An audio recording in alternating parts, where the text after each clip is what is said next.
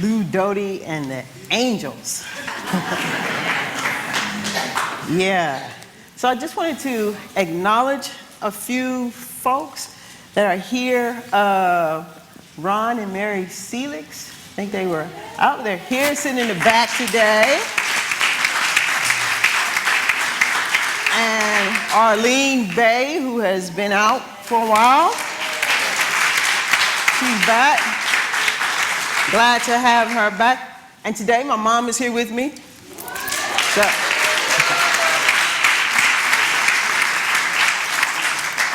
yes, and you all are here. Yes. So, our theme for the month, change.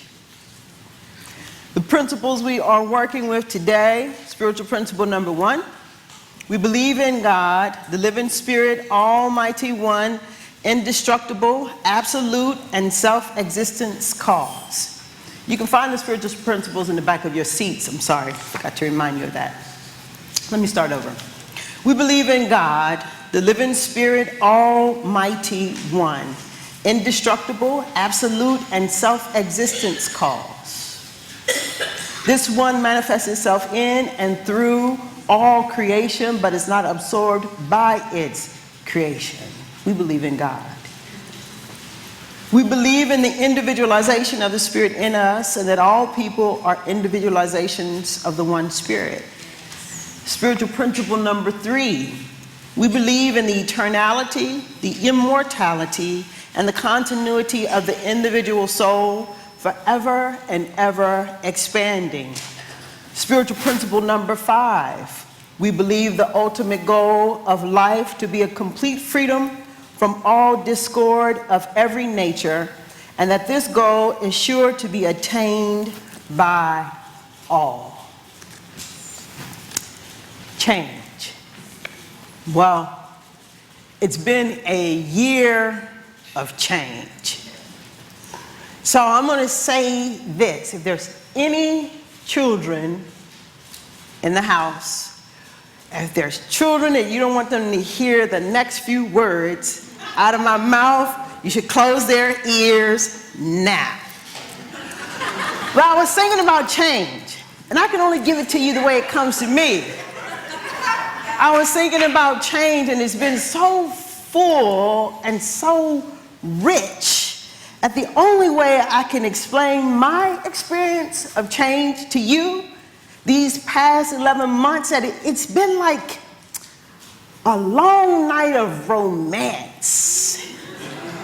And don't judge me. Romance and intimacy that leads to passion. Where at the end of the night, change is saying to me, I hope it was as good for you as it was for me.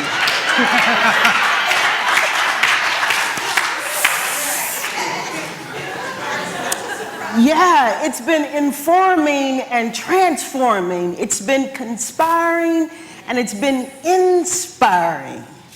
It's been all that.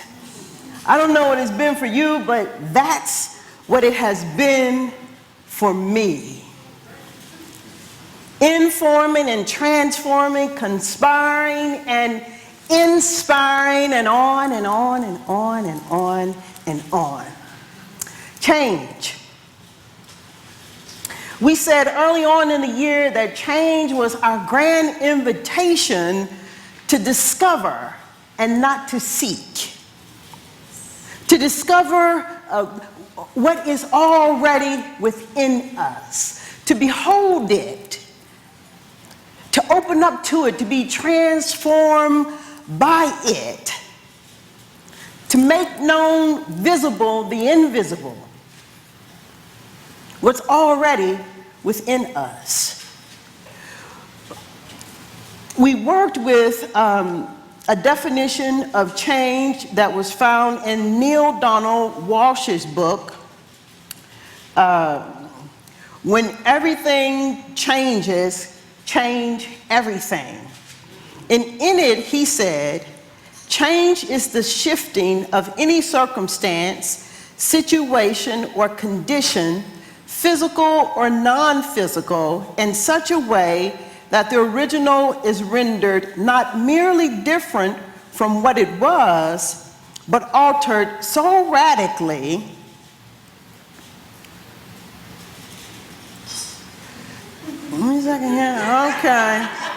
altered so radically as to make it utterly unrecognizable and impossible to return to anything resembling its former state. Change. And so change then is not about putting something in, it's about letting what's within out. And our practice is to become so aware then so that we can begin to let out what is already within us, as I said earlier, to begin to behold it. And so our theme for the year is change. It's been change. And we started off with change everything. That was way back in February. And we moved on and said that if you can't change everything, then change something. And our theme for December then is change nothing. Change nothing. And you might be saying to yourself, now she tripping, for real. Change nothing. As I was preparing for the message, I went upstairs to where the TV was on to go and do something. And as soon as I walked into the room, there was a lady on the TV and then a couple. And the lady was talking to the couple. And the first thing that the lady said was, change. It was as if she was talking to me. So she said, change.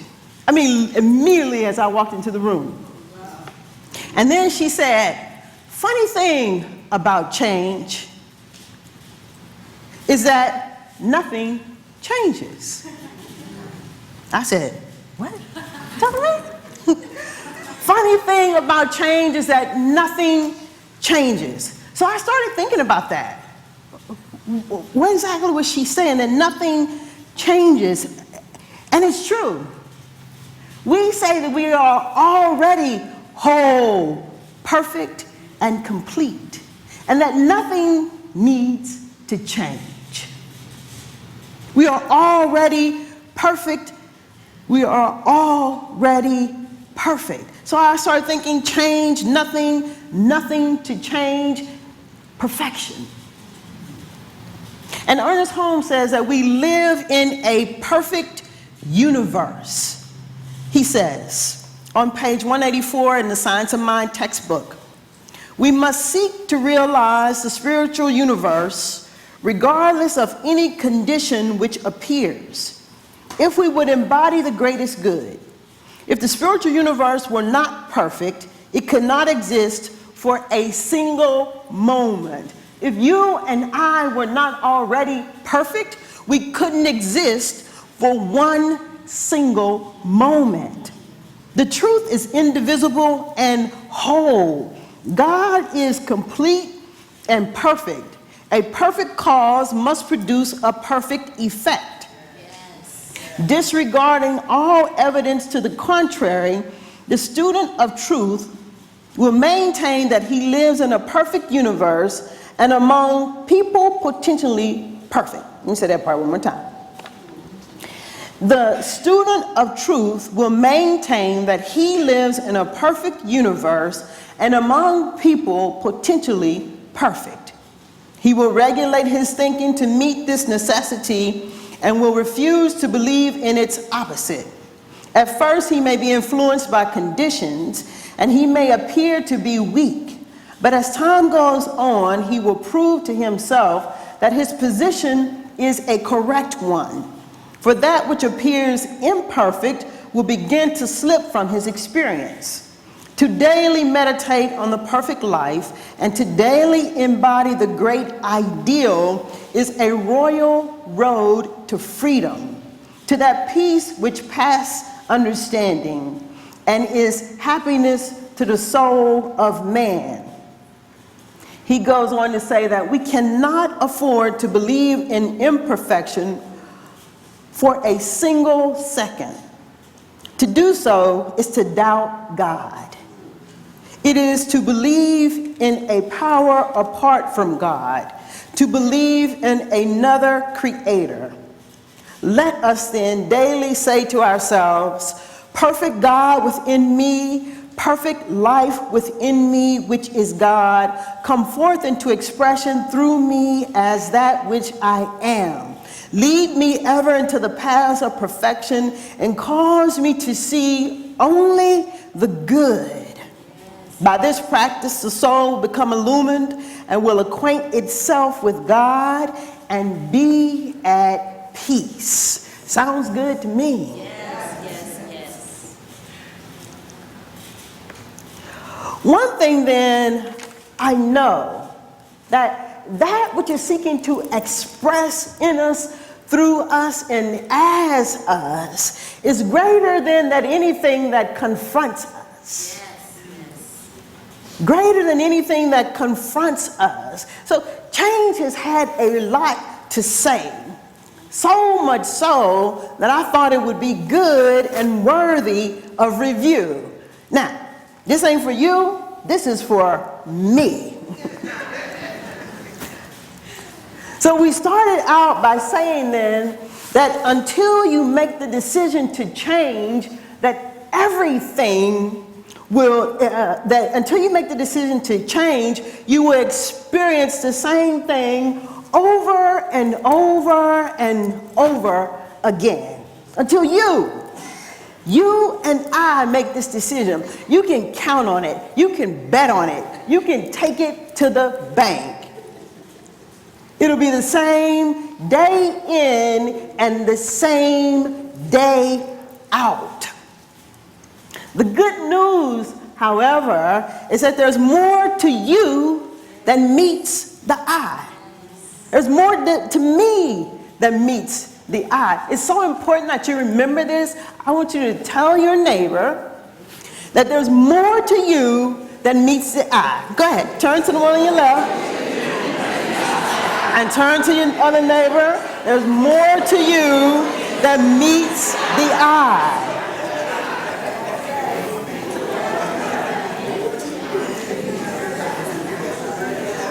We said that as Joe Dispenza reminded us, that there's a genius in all of us. That there's a genius in us, in you and in me, and that knowing this then is the answer to life's greatest demand.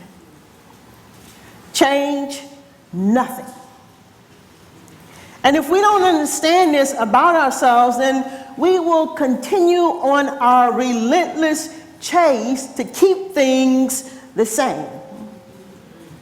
And ours is not to chase, ours is to change. And we believe our greatest tool is our ability to think.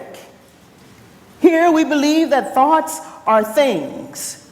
We believe that we can change our lives through thought alone. And Ernest Holmes says that all thought is creative. Every thought is creative. And so we said then that there's more to thinking than you think.